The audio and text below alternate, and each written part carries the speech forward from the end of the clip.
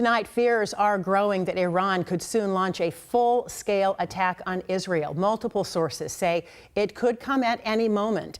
Iran supports Hezbollah in Lebanon and Hamas in Gaza. All three say that they want revenge for the recent assassinations of the political leader of Hamas in Tehran and a senior Hezbollah commander in Beirut. Already, Hezbollah and Israel are reporting exchanging rocket fire. And now Hamas is casting doubt on whether it's going to attend ceasefire talks with Israel planned for Thursday. It will affect the lives of every person on this planet in terms of inflationary pressures, joblessness, and despair. Right now, the USS Georgia, a guided missile submarine, is headed to the region. A U.S. aircraft carrier strike group, the USS Abraham Lincoln, equipped with F-35C fighter jets, is also on the move toward the Middle East tonight. Joining us live to discuss is retired four-star Army General Barry McCaffrey, also an NBC News military analyst. General, it's so good to see you. Thank you. Good to be with you, Joyce. It is pretty rare for the U.S. to actually announce deployments like this to a conflict zone. So why do it in this case? Well, there's an enormous push by both Secretary of State Blinken and Secretary Lloyd Austin, the Secretary of Defense, to try and quell the anger, reduce the likelihood of an enormous provocatory attack by Iran. An attack, by the way, which would likely be joined by their surrogate allies, Hezbollah in particular, which Israel has to consider a threat to their very existence. So we're in a real quandary.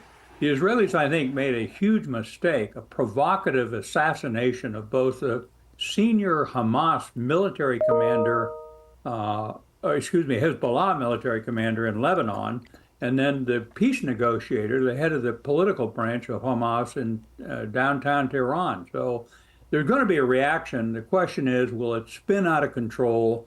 Will we face a regional conflict? And the United States is trying to quell that probability through diplomacy and moving assets into the region.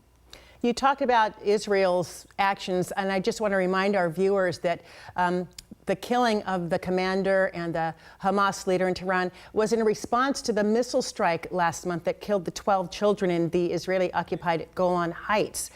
We talk about whether this is imminent. Do you expect Iran or its proxies are going to respond this week? Yeah, I think so. A few minutes ago, I noticed there was 40 minutes ago, there was an update I got that said it was unlikely to be tonight, but we'll see. I don't see how we can evade seeing a significant escalation. By the way, the response by Israel claiming that they're assassinating with an airstrike in downtown Beirut, the senior military commander of Hamas, because the 12 children killed, a little bit odd also. Clearly, it was a mistaken missile strike. I think Hezbollah was trying to nail Israeli observation posts on Mount Hermon. So why we couldn't have gotten by with some acknowledgement by Hezbollah that it was a mistaken errant missile and have the Israelis not respond is beyond me. This is like 1914. This is the war that no one wants, not Iran, not Hezbollah, and not Israel, never mind the Western allies. Which you have said from the very beginning was very much a possibility after October 7th. The U.S. continues to stress the importance of mitigating harm to civilians, and an Israeli airstrike on that school-turned-shelter over the weekend that killed at least 80 people and wounded dozens more, at least according to the Palestinian Health Authority. It was one of the deadliest attacks that we've seen in the past 10 months. So what do you say to critics, General, who are opposed to U.S. policy related to defending Israel, concerned that American weapons are killing civilians? Well, there's no good outcome to this whole mess. I mean, clearly 7 October was a demented, cruel attack which murdered hundreds of Israeli civilians, torture, rape, hostage-taking. So Hamas brought it among themselves. Their strategy is to enmesh themselves in the 2.2 million Palestinian civilian population. Now, having said that, at this point, it's hard to imagine with 60–70% of Gaza either wrecked or damaged significantly, it's hard to imagine anything else new happening. it's time for a ceasefire, a truce, return of the hostages. It's time for diplomacy. But Hamas hasn't backed off an inch, nor has Israel.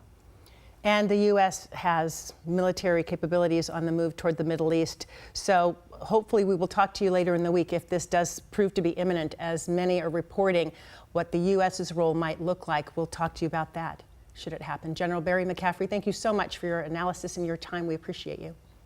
Good to be with you.